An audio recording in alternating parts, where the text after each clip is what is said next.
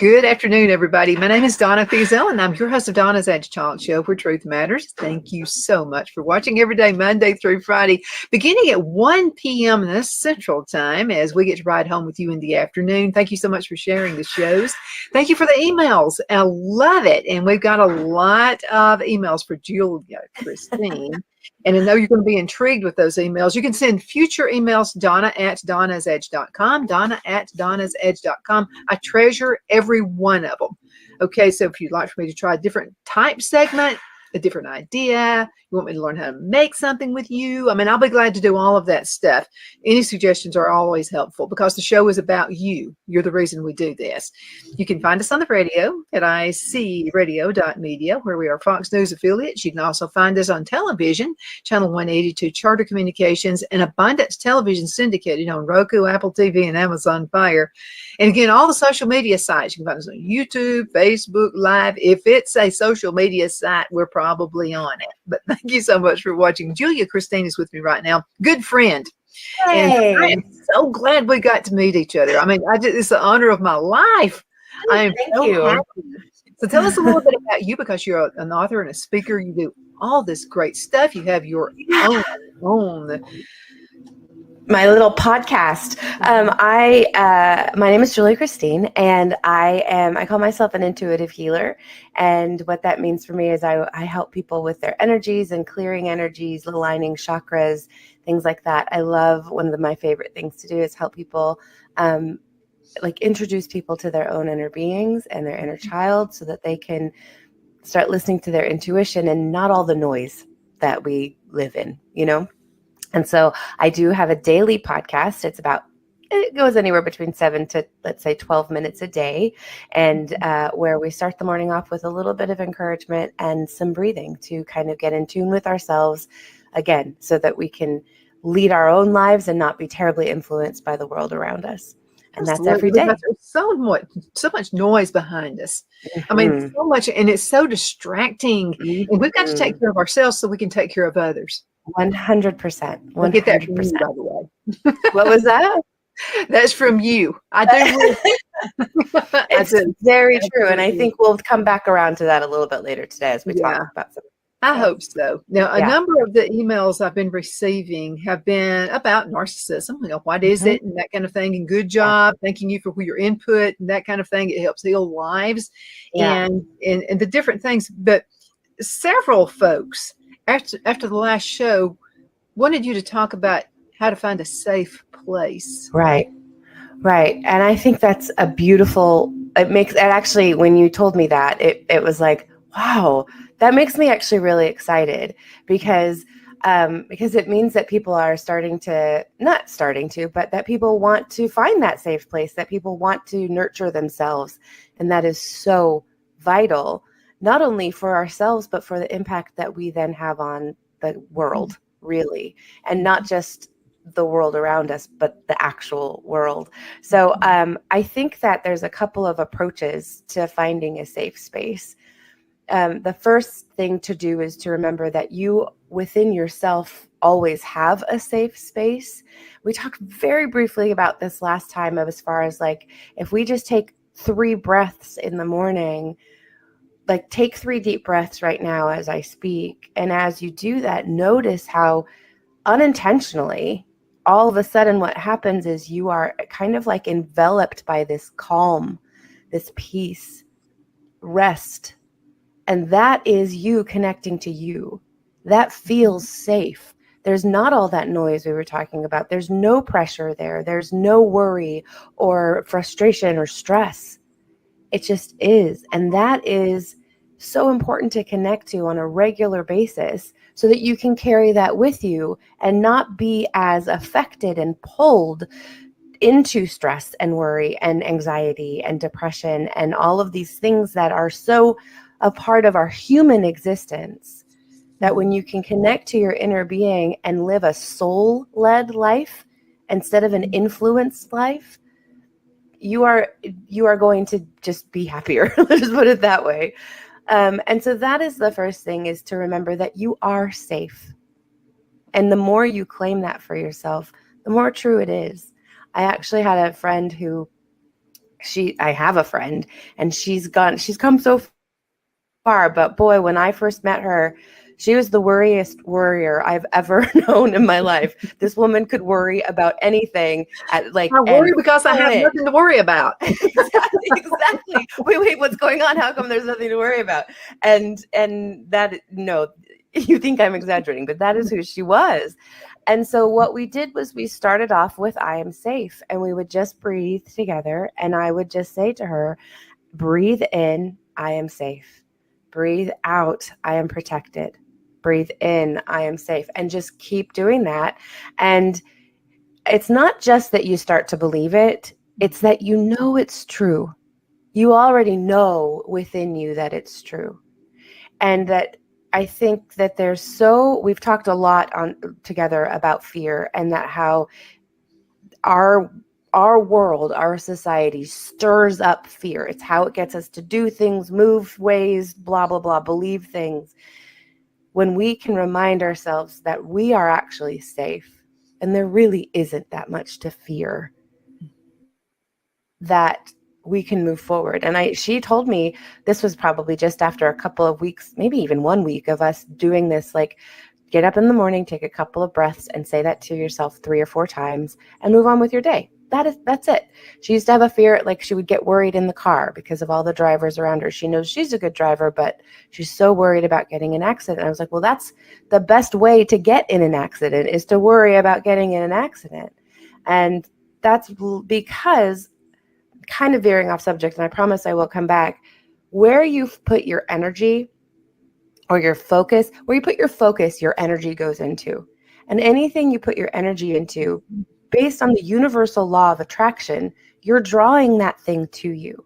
Right. So the more you think about a fear or a worry, the more you're opening yourself up to allowing that to happen. Mm-hmm.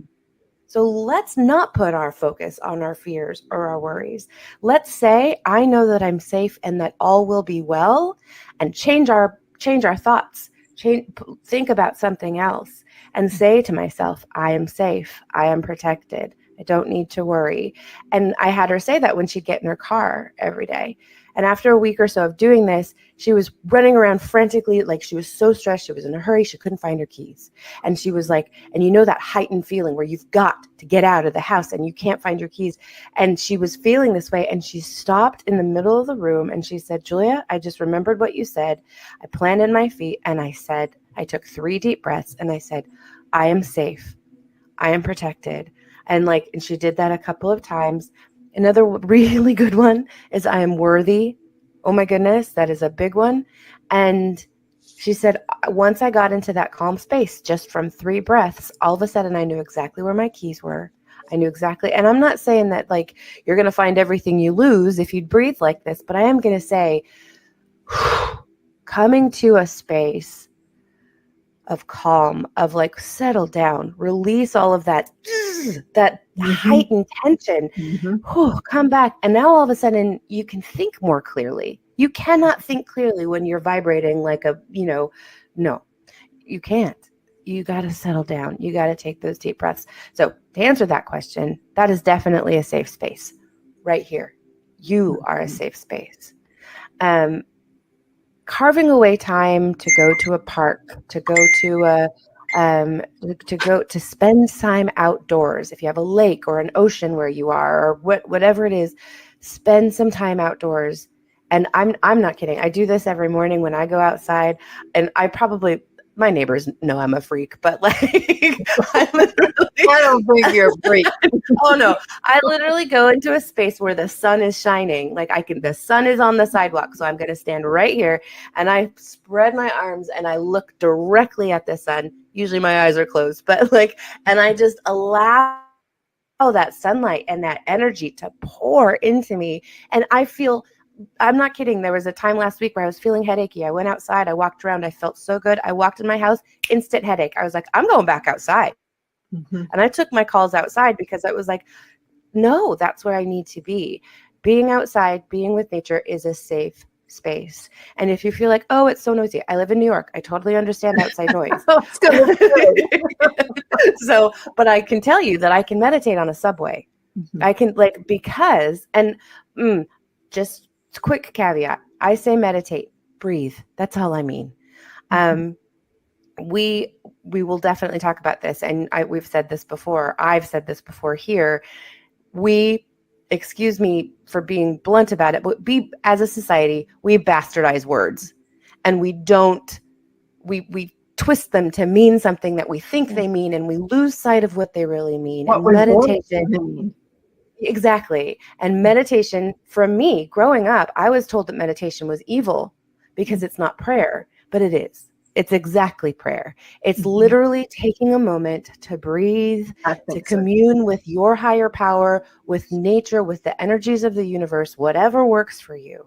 And there's no judgment about what works for you or what works for somebody else. You do what you need to do to commune with your God and commune with nature and the energies that affect your life. That is meditation, prayer, breathing for me. And so when I say that, but you want to find a space of calm. You want to find a safe space. If I am the safe space, then wherever I go, I'm safe. And also sitting outside at a park bench, wherever you can go, in your car, roll down the windows. I'd encourage you to get out of your car, but but whatever you need to do. And literally there's all this noise. I can't concentrate. I can't breathe. Okay.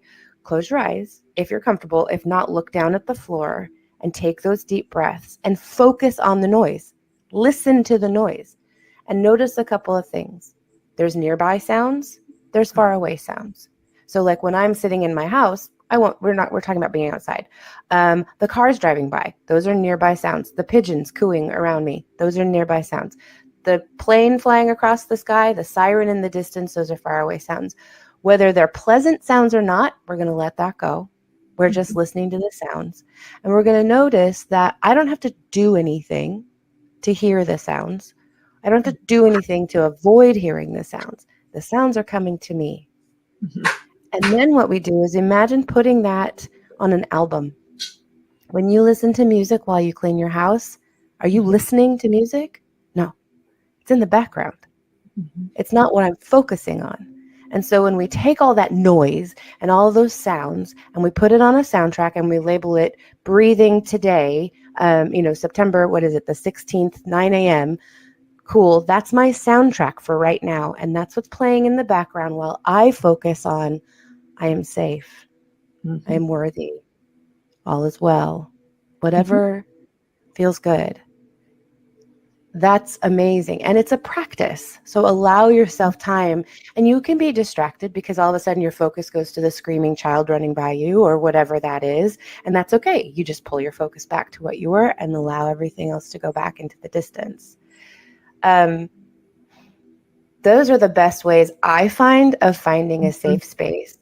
I think that this is actually interesting to go into talking about narcissism. So often the people that we associate with are not safe for us. That is not a reflection of who they are. But when you remember that you are in control of you, and that's it, then you can release who and what everybody is. All the titles, all the things that we label people, all the things, but she's so this and that. That has nothing to do with you. Those things don't really matter, do they? Do those things really matter? They don't. Well, also, they're probably not true. Because are you those things? You've heard people talk about things or call you names or label you as something. I just called myself a freak. I don't care what people think of me. It's not going to stop me from standing out in my sun every morning. Think of me all you want. I'm going to stand right here in my sidewalk and soak up the sun. And I encourage you to do it too. But if you don't, cool. You're in control of you, but I'm in control of me, and this is what I'm doing. And so when you are around people, whether it's family or friends, remember that you are only in control of you. And if you don't feel like you can be you in that circle of people, take a deep breath and ask yourself how to protect yourself. Remember that you don't have to be there. Even if it's family, you are allowed to protect yourself. And I'll be honest, there have been people in my life who I don't believe that there is such thing as a toxic person. I don't believe that because I believe there are toxic behaviors and there are behaviors that don't benefit me. However, that person is a person just like I am. That person isn't toxic. That person isn't evil. Their behaviors might reflect evil behavior. I don't even like to use that word, but you know what I mean? Might generate negativity.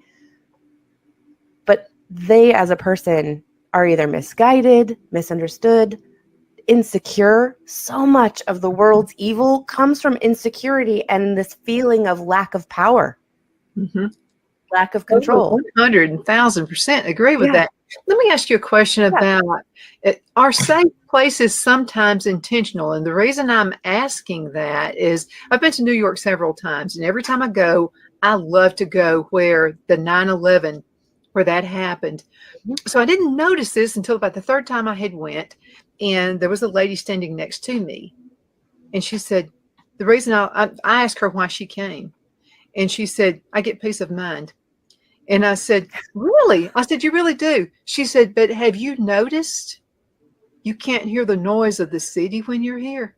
And I said, I never noticed that before. She said, there has to be sirens happening. We're in New York. They're all around you. Stuff. It's all over the place. So now when I go, it's I have to stop there. Yeah. And I hope to meet you there next time I go. Yeah, absolutely. I won't lie. I've gone there and been because it is such a place of respect. And everyone goes there in silence. I mean, because they're paying respect, because they're going through their feelings, remembering that day, but whatever it is, remembering the people they've lost then or since or as a result or any of those things. I mean, I've gone there and it's beautiful and the water's running and people are exactly. And I think it's important. I literally said once, I have to come here to meditate. And it was or to do yoga. I was like, no, come on. That's not what this is. You can find that anywhere because what you've done is you have cut out the noise. You're right. You don't hear it. It's absolutely there, but your focus isn't on it. Just like outside on the parkway, I can do the same thing. But I will be honest, in that space, more people are doing that. So that energy is generated a little bit different. That's why there's so much love there. That's why there's so much peace there when you go. And it just literally, you walk up to those fountains or the memorial, the big squares, and you feel at peace. And that is literally a direct result of everyone who comes here brings peace with them. And that's what I mean. Energy is a thing. Everything is energy. And so when people come in with peaceful energy will absolutely thrive there in that space. I know there's places in Arizona in Sedona. All the hippies love to go there because it's this very elemental place. And that is what it is because everybody who goes there expects that they're in that energy and it builds. It absolutely builds. And that's where I'm saying you can cultivate that for yourself in your home. People walk into my house all the time and they're like, it's so nice here. I feel at home. And I'm like, good. I want my home to feel that way. The energy that I'm generating for my home. And you can do that everywhere. But again, where does that start?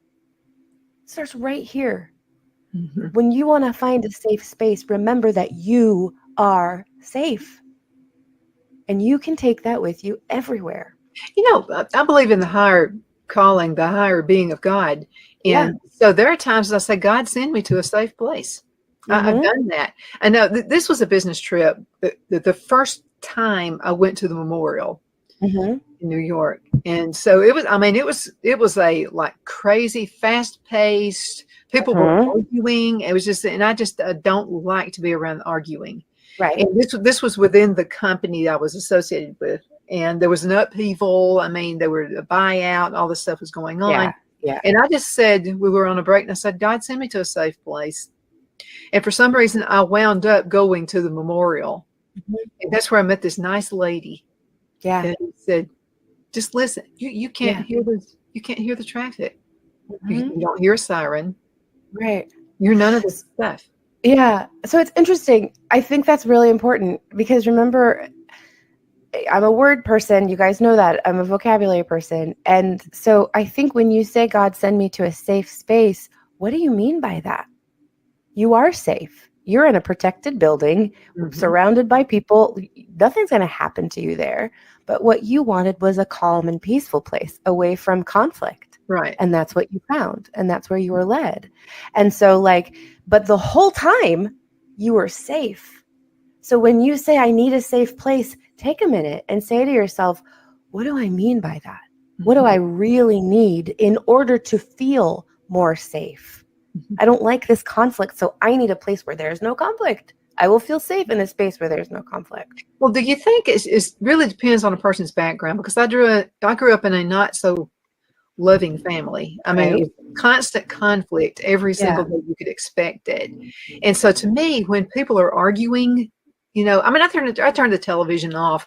The debate the other day, I turned it off. I didn't want to hear it. It was like, there's nonsense. And I didn't want to be taken to a bad place. So I turned it off. Can I say something though? No one can take you anywhere. Nothing can take you anywhere. You are in control. And so because you didn't want to allow yourself to go somewhere that you don't feel comfortable going, you turned it off. You created a safe space for yourself. Because I know that I'm going to react to that stuff and I'm going to get angry and I'm going to do that. And that is not a space I want to be in. So I'm not going to do it. And that's what goes back to what I was saying. I'm so sorry. I totally interrupted you. No, but that's what goes back to when you're around people who make you feel a certain way. Nobody can make you feel anything. Someone's behavior might cause a reaction in you, and you get to decide if you're going to give them your power and be angry, sit there and stew, or if you're going to be like, you know what? Your energy right now is not helpful for me. I'm going to go. I mean, obviously you don't have to say that, but like in your head, be like, oof, I am being triggered by this person, this person, this person. For me, where I am right now, this is not a safe space. These people are not safe for my mental health and well-being right now. I got to go. And that's okay. You don't have to come up with a reason. You don't have to lie and say, oh, I'm not feeling well, I'm going to go. Just be like, oh my gosh, you guys, so sorry. Love you all. I've got to go. And they say, why? Don't worry about it. Just got to go. You do not owe anyone anything. You don't have to give them a reason. Somebody asks you to do something and you don't want to go. No. End of sentence. I love that word. No. It's a sentence. You don't have to have backup.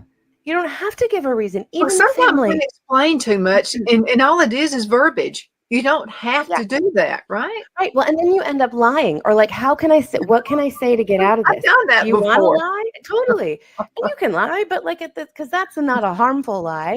But at the same time, I don't like to lie. So I've come to an amazing point where I can just say, you know what? Sorry, I'm not going to make. And that's the thing. That's what I'm working on. No, sorry. I'm not sorry. I don't want to go. So I'm going to just say, thank you so much for the invitation. I can't make it. Not going to be there. Have a great time. I like the way you said that. Thank you for the invitation. Yeah. Actually, you're taking power away from that person when you do that. You're taking their power away over you. Oh, yes. You're releasing. Yeah, absolutely. You're taking your power back from them. Absolutely. Yeah. I don't think I'm taking anybody's power from them. No, I don't want to. That's their thing. Yeah. No. Are you kidding? I have enough trouble figuring out my own stuff. I don't want anybody else back to me. So I'm just like, that's your thing. Exactly. But how important is it? And I've learned to do this growing up. Okay. Yeah. So things would happen. I've learned to look at someone and they would think I'm listening to them, and I'm not. I'm somewhere else. And I'm smiling at them, and it drives them nuts. It drives them crazy because they can't figure you out. It's like, are you agreeing with me or are you not agreeing with me? Yeah. It really doesn't matter. Well, no. I mean, I would say if you were hanging out with or around somebody whose conversation you have no interest in participating in, maybe look at not being around that person. Cause that, cause that's kind of, you know what I mean? But, or like, cause everybody does that. We're human. We're like, we'll start thinking about something else. And I've just said, I'm so sorry. I totally lost you. Can you say that again? And then if I'm interested, if I'm not interested, then you can like smile and just avoid that person in the future or whatever. Good seeing you. Good What seeing was that?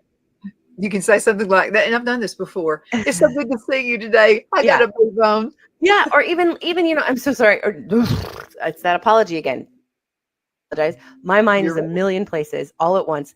Let's connect at another time where I can actually pay attention. How is that offensive? I'm taking responsibility of the fact that I'm not listening to you, that I am thinking about 18 other things right now. That's not fair to you. So let's figure out a time when I can focus on you. If you want to. And if you don't want to, say that, get out of there, and never be available. You know what I mean? You don't owe anyone anything. You owe yourself everything. And here's the thing is that, Julia, that's so selfish. Is it? It's my life. If you want my time, and because I won't give it to you, I'm selfish, who's being selfish? It's my life. It's my time. I don't have to give it to you. I have to, in my opinion, give it to me. I need time for me to connect to me so that I know who I am, so that I know where I stand, and that I'm not swayed by all of everybody else's opinions as we walk through life. That doesn't feel safe. That is not being true to me, not living my life, the life I was given. I was not given this life to live it for you. You were given your life to live it for you. I'll live mine for me. And if that's okay for the people around you, ask yourself, why is that not okay for me? If they all want my attention, that's amazing. And that proves that I'm amazing, that I'm an amazing person, and that I'm worthy, or they wouldn't be coming to me. But I deserve to give myself some of that too. In fact, there's that old thing about like, you can't pour tea into somebody else's teacup if the pot is empty. If you aren't feeding and loving and encouraging and building up yourself, you're not going to have love and encouragement for anyone else. The teapot will run out. And that's when you feel tired and exhausted and frustrated and you're short-tempered and you just don't have patience. Yeah, you do. But you haven't refilled your teapot in a long time. And you must. You have to. Let's go into a commercial break. Yeah. We'll be back in just a few minutes. Everybody hang in there. Okay, we'll be right back.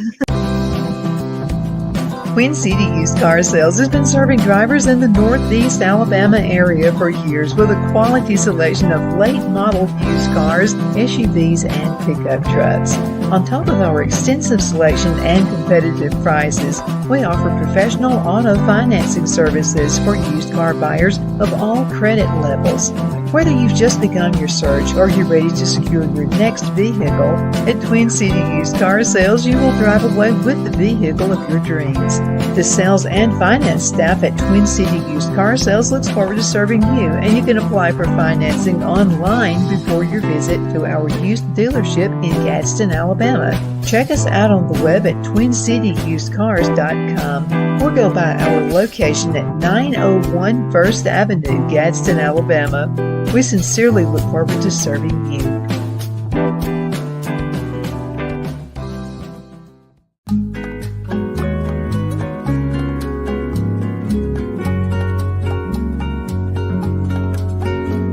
At Lamone's Mexican Restaurant, located in Henniger, Alabama, and voted Best Mexican Restaurant of DeKalb County, Alabama 2020, we're here to serve you with authentic Mexican cuisine. Order easily online by going to lamonsmex.com or call 256-657-3999 to place your order. We're open Sunday through Thursday, 11 a.m. to 9 p.m. and Friday and Saturday, 11 a.m. to 10 p.m. Whether you're celebrating a cozy date night for two or a celebration for a crowd, at Lamone's you'll love our atmosphere and friendly servers. Thank you for dining with Lamone's Mexican Restaurant.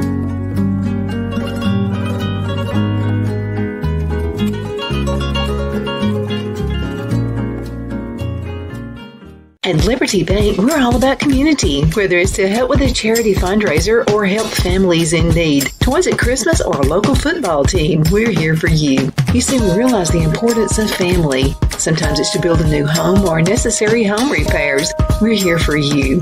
If you like the feel of a small town bank with all the conveniences of a big city bank, we're here to serve you.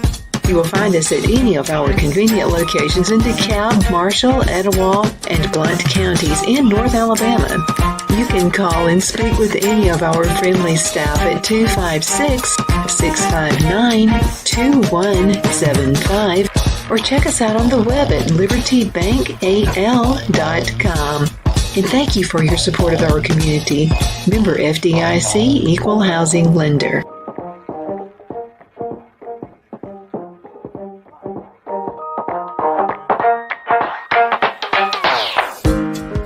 Jeff McCurdy of the McCurdy Law Firm has been a public service of this area for over 10 years.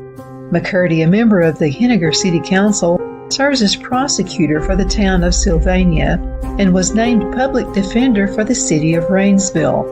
The McCurdy Law Firm is located at 17326 Alabama Highway 75 in Henniger to better represent his Jackson and DeKalb County clients.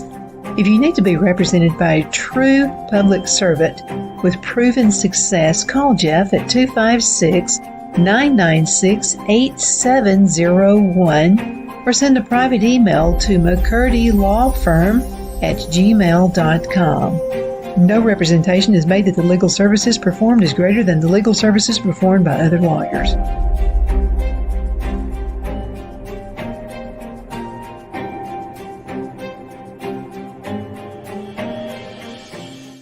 I'm excited to announce my all-new mattress topper. In the times we're in, I wanted to bring you the best affordable mattress topper ever. So I took my two best technologies and combined them to make the ultimate mattress topper.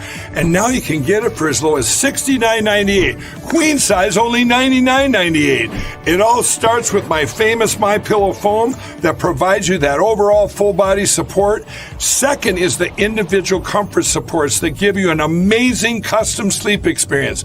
It's like it's made specifically for you. The queen size alone has over 14,000 comfort supports. This is the perfect mattress topper to improve any bed. New bed, old bed, your guest beds. Get them for every bedroom in your house. Go to mypillow.com or call the number on your screen. Use your promo code to get the all-new My Mattress Topper for as low as $69.98. Queen size, only $99.98. Don't delay. Order today. Good afternoon. We're back. My name is Donna, and I'm your host of Donna's Edge Talk Show, where truth matters. That's why I have this girl right here with us, Julia Christine. Thank you so much. Let's talk about your podcast again. How can folks find you? Sure. The podcast is called Life After Breath because, as we've been talking, breath is really important, and life begins after you connect to yourself by breathing. And as I mentioned, it's about a between 7 and 12-minute daily podcast so that you can start your day off with a little bit of inspiration, a little bit of guidance, and then some deep breaths, connecting to yourself, remembering who you are. And you can find it on anywhere you listen to podcasts. It's on Apple, it's on Spotify. It's not on YouTube because I don't do videos because it's like my eyes are closed half of the thing and I'm good. You don't need to watch me breathe, but hopefully you'll be able to close your eyes and breathe with me. So that's my podcast. Working on my book, working on a whole bunch of other things. And then I do healing sessions where I help people with their energy and things like that. And you can reach me on social media. I'm on Julia Christine on Facebook, Julia Christine Healer on Instagram, and then of course through the podcast. It's amazing. You know, I've taken everything you've said, and because everybody has, the issues you have to work around, and the holidays coming up, humans. I'm already getting ready for it. Uh-huh. But something that has really been helpful is what you said before, and that is having a journal. Write your feelings down. That's amazing, isn't it? Jot your feelings down. I do that first thing in the morning. Because I'm more clear, and I've mulled over it. I've thought about it all night, went to sleep on it, whatever. Yeah. But I found it's so much when I jot it down in my journal, I feel so much. And there's something to me. Now, everybody has their own safe space, but there's a safe space for me. I can type it in. I actually like picking up a pencil or a pen I like writing it Yeah, down. I would encourage you to do that. And here's why. I actually interviewed somebody on the podcast in the very beginning stages of probably the first 3 to 6 months of being on the podcast. And she's a doctor and she specializes in journaling, which is kind of bizarre. She's a psychologist and she's like, and the reason why we write things down is because our brains, the way we as humans, this is all of us, work scientifically, we don't think in complete sentences. And we've got this thought, this thought, this thought, this thought, and they snowball and avalanche into like there's so much going on up here. And I think there's like I don't know, you think over 60,000 thoughts a day. I don't know, it's probably more than that, but like it's insane. Mm-hmm. When you write something down, literally, not on a computer, avoid the screen because that's work. That's there. Your brain connects what you do for work to everything. So if you're sitting down to journal and you're going to use your computer, it's going to think it's work. And that's not what you're doing. You're taking time for yourself. So I will always encourage you to write. But most importantly, because of this, you cannot write in half sentences. Your brain doesn't work that way. Mm-hmm. And so as you write, you'll notice that you might be thinking the next thought, but you're finishing the first thought. And so what you write tends to be your full thought that you maybe didn't consciously realize you had.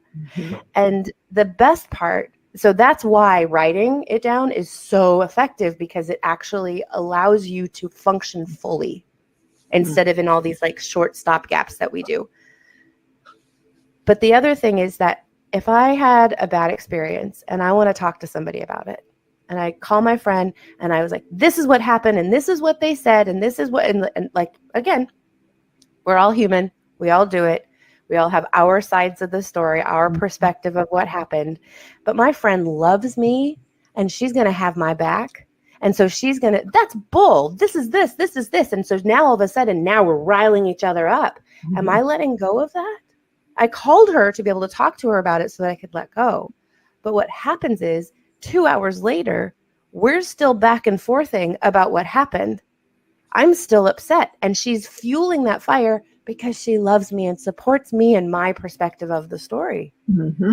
What have I done but continue whatever it is and still stay in this space of angst and anger and whatever that is? Mm-hmm. But when I write it down and I tell my journal or I write it and I'm like, this is what happened and da-da-da-da, I'm thinking in coherent, full thoughts, full sentences. I'm getting it down and out with no response back. And I'm going to say probably 9 3/4 times out of 10, I come up with a solution as I'm writing, unintentionally. Mm-hmm. All of a sudden, my inner being, my intuition, who I really am is like, this really isn't that big of a deal. And writing it out has really helped me. Maybe they thought this and I can let that go. Maybe I can take my power back and remember that nobody can make me angry. I can respond in anger. And I don't want to do that because that's not the person I want to be. And that makes me feel yucky, which is why I woke up feeling like this morning. Mm-hmm. And now all of a sudden, I know I can let it go. I can walk away. Nobody was affected because I affected my friend's morning. I got her riled up too. So now we're both experiencing my anger. Mm-hmm. That doesn't happen to a piece of paper. so we can really, truly let it go and move on. Mm-hmm. Because those feelings, anger, anxiety, worry, frustration, all that's human. Don't judge yourself. Don't feel guilty for being upset. Don't feel guilty for someone else's opinion pissing you off. But remember that that's their opinion. It doesn't have any effect on you. And so I think we've talked about this before, but I find it fascinating. Scientifically, it takes 90 seconds for an emotion to process in your brain. So if somebody, quote unquote, makes you angry, or you find that you're angry, or you find that you're sad or frustrated, give yourself 90 seconds. That's it. That's less than 2 minutes of anger. Seethe in it. Mm-hmm. But then remember, after 90 seconds, it's done. When's the last time you were only angry for 90 seconds? Mm-hmm. But that's because we're human and we replay it and we replay it and we try to look at it from this angle or this angle. And usually when we replay it, we're not totally accurate. So we curve things into our favor. So our perspective becomes more like they were at fault or whatever. Mm-hmm. Human behavior, we all do it. And often unintentionally. But that's what we start remembering. And so then we start remembering things that maybe didn't happen, or an inflection of voice that maybe wasn't there, but that's how we're going to remember it. Maybe how you wish it had happened. Totally. To justify how you reacted. I mean, who knows? But the thing is that we are doing that. So if you find yourself mad for an hour, remind yourself, whoa. My brain physically got rid of this anger 58 minutes ago. I can let it go now too. You know something? I found my grandparents were much wiser than I thought they were the longer I've lived life. So my grandparents had been married 67 years, right, when my granddad passed away from cancer. But I remember them both saying, when you get married, because I would ask, I mean, you got a great marriage. Both my grandparents had awesome marriages, but my parents didn't. So they were kind of the people I wanted to listen to. You know, because I'm thinking they're successful. I really don't want to listen to or do opposite of what your parents would say if they have a horrible marriage. So I asked my grandparents, the ones who'd been married 67 years, and I said, how did you, I mean, do you ever argue? I mean, because I never saw them argue. They did. They just didn't want to, it was their own business. They didn't think it was our business to argue in front of them. Right. And so both of them almost said this at the same time. Both of them said, what you do with anybody, if you think there's going to be conflict, you count 100 backwards until you can't think about it anymore. And that's going to save you some headaches. So what is that actually doing, though? We're taking our focus off of what's making us uncomfortable. We're changing our focus so that our energy doesn't go into it, so that we're not drawing it to us. It's everything we've just said. Everything. It's so important. Because, and it goes back to, no one can make you anything. No one can make you mad. I'm not saying that what they did isn't mad worthy. I'm saying you don't have to buy into that crap. You don't have to feel bad. You don't. And I asked then I asked another question. I said, well, how many times per day did both of you count backward? You know, he's trying to start something. Depends on the day. Crazy teenager. And both of them looked at each other and said, we're not going to answer that one. That's amazing. And it's so true. Because we're human and because we're different people, even when we are so connected, we're still different people. And I think that if you go back to what have we been trained to believe, look at every fairy tale, look at all of the Disney, look at all, and I just got back from a Disney vacation. I'm not ragging on Disney, but like all of it is princess and true love and like all of this, two becoming one. Listen to any pop song, two becoming one. No. I have to be me. You have to be you. We have to live our individual, quote unquote, selfish lives individually and together. You keep growing. Oh my gosh, my partner grows and loves and learns every day. So do I.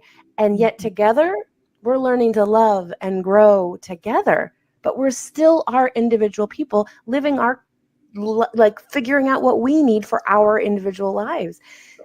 I think that so it's really important when we realize how we're being influenced, whether it's from family or friends or social media or the news or blah, blah, blah, whatever it is, and ask yourself, we talked about this last time, is that true for me?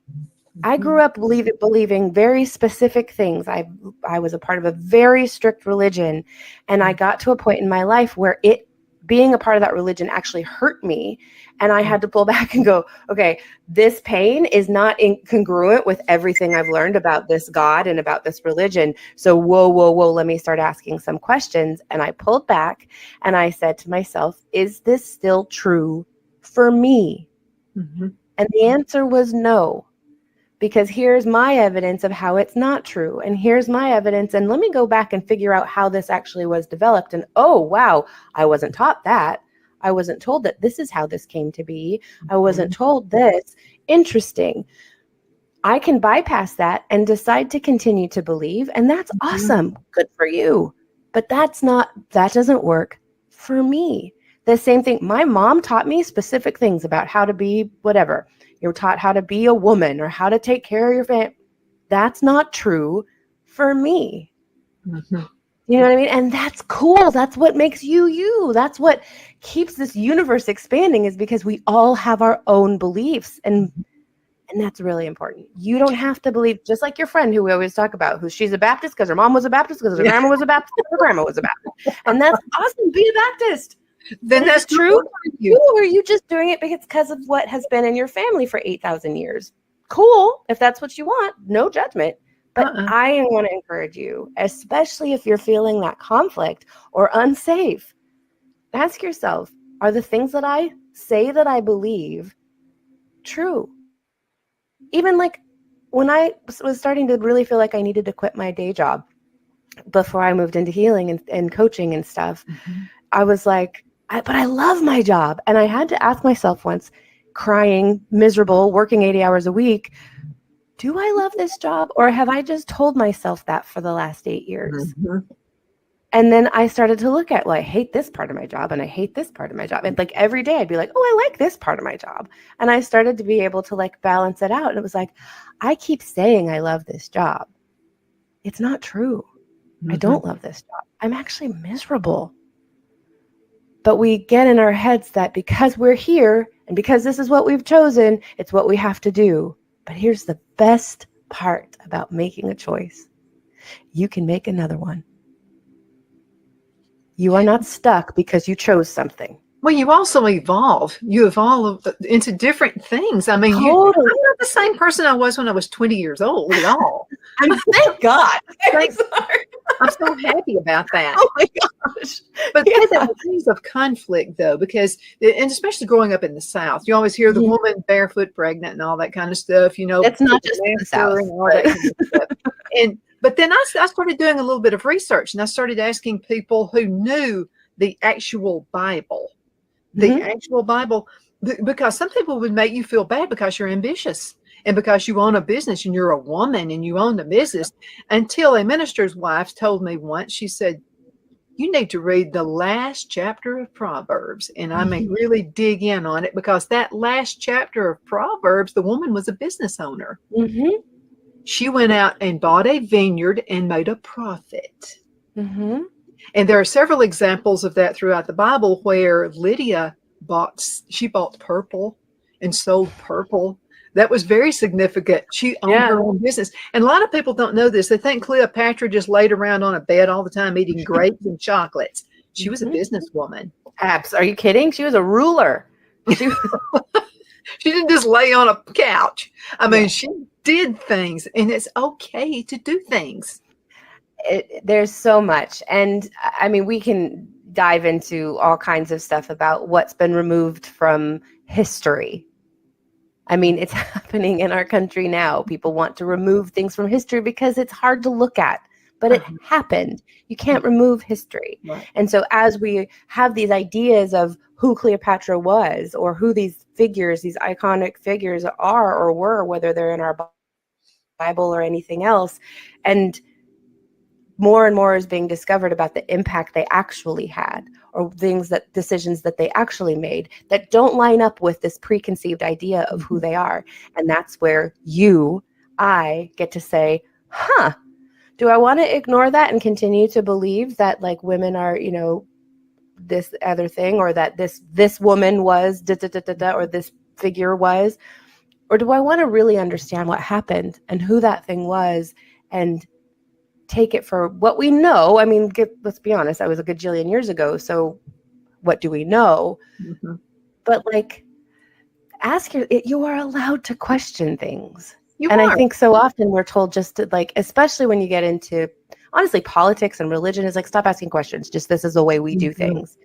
And it's like, I always ask why. Well, why? Why do we do it that way? That's a dangerous question to a lot of people. Where the last chapter of Proverbs, the perfect woman was a businesswoman. Perfect woman. Okay, so here's the thing about perfect. It's so easy for us to say there's no such thing as perfect, or this is the perfect woman. She is subservient to her man. She's this, she's that, she's whatever. She looks a certain way, whatever. The definition of perfect, when you go back, again, we bastardize our words.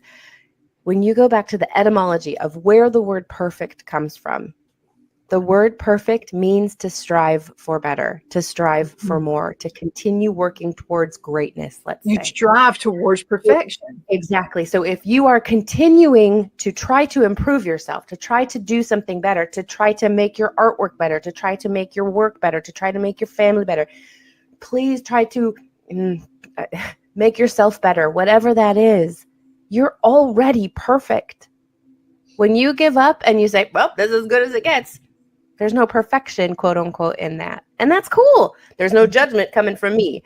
But if perfect is a thing that we've turned into being this like amazing, like it's perfect, there's that it already is because you're striving for it to be better. When you look at a masterpiece, like let's say you're looking at a Leonardo da Vinci and you're like, this is just the most perfect painting. Dollars to Donuts, he thought that there was flaws in that. He wanted to do better. You know what I mean? And we're looking at it going, oh my gosh, it's perfection. But the creator is like, nope, it could be better. It could be better.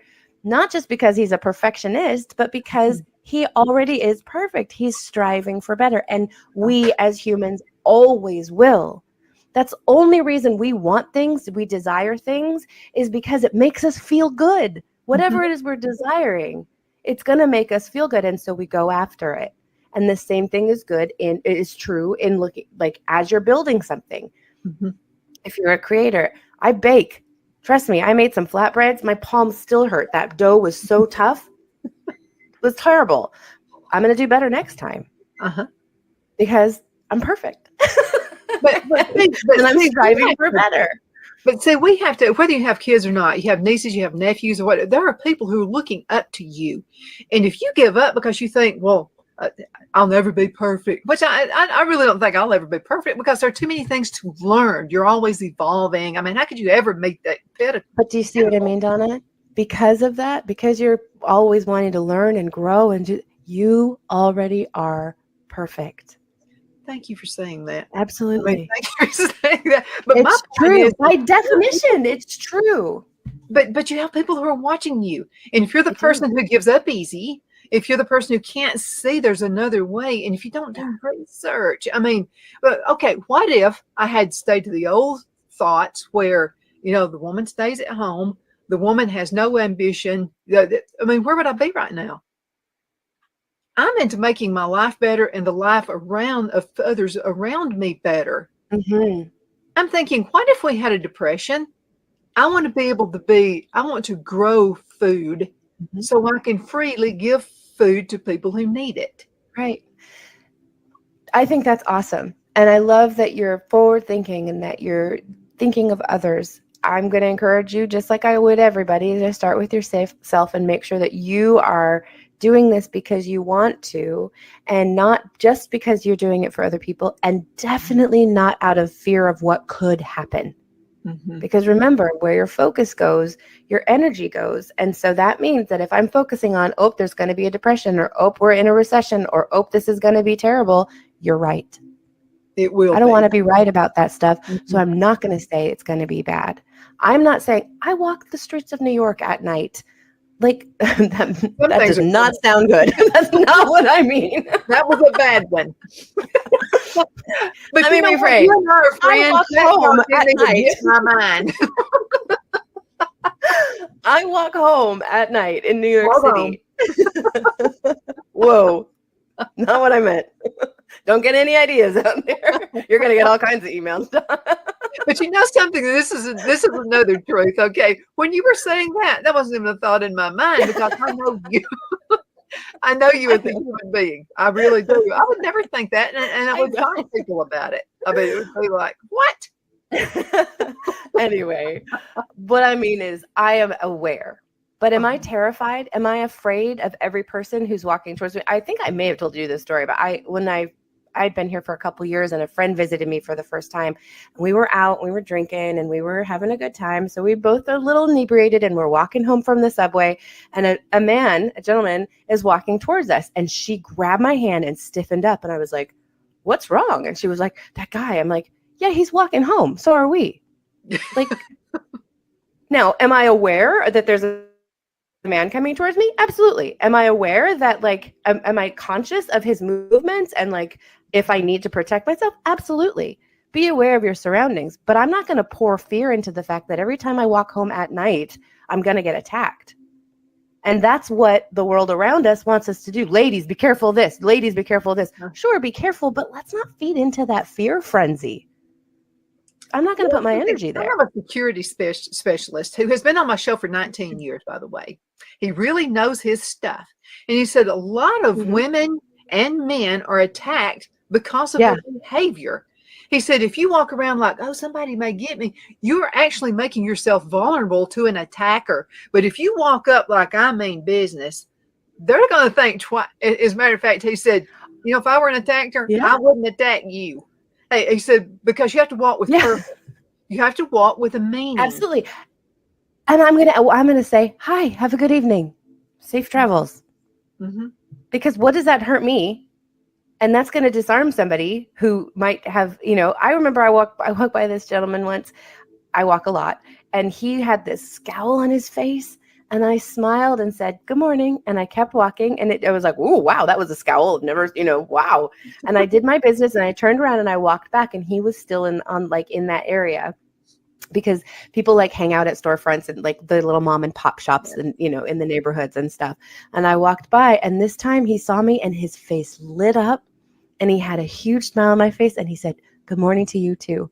But he was he wasn't used to encountering a good morning and he was ready to just be like, I'm going to be my ordinary self and I'll make eye contact with you, but I'm not going to be happy about it until I smiled. And I changed the energy of that exchange just by smiling. Mm-hmm. And it was awesome to witness.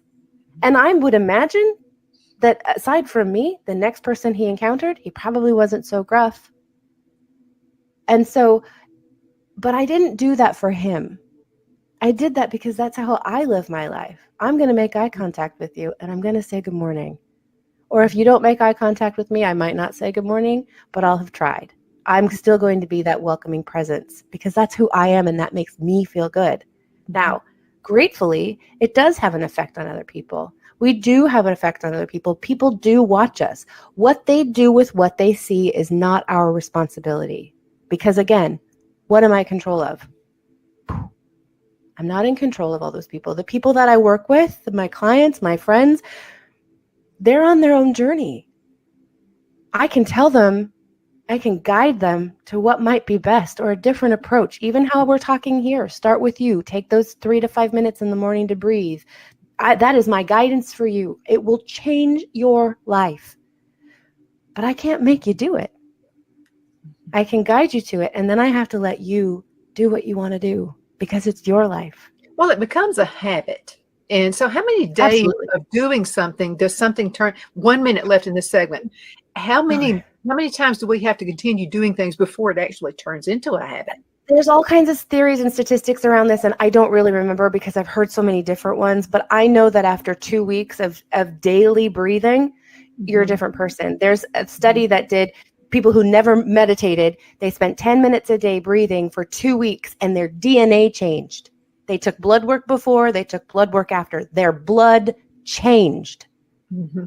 So it is a physical thing. It's a mental thing. It's a spiritual thing. It will change your life for the better. You will have a different outlook when you're more aware of the world around you from your perspective instead of all of that outside noise. Absolutely. How can folks find out more about you? Again, the podcast is the best thing. Also, Facebook, Julia Christine, Instagram, Julia Christine Healer. And that's those. You can DM me directly. I check all my DMs, even from people I don't know. So reach out. Julia, thank you so much. It's always an honor to have you on the show. I love being here. Thank you, Doug. Hang around. We're about to leave. I need to make sure we don't miss a segment with you. Because we're both busy and what's going on. Okay. Thank you guys so much for watching. Super duper awesome. And I enjoy being with you every single day. Hope you have a wonderful day.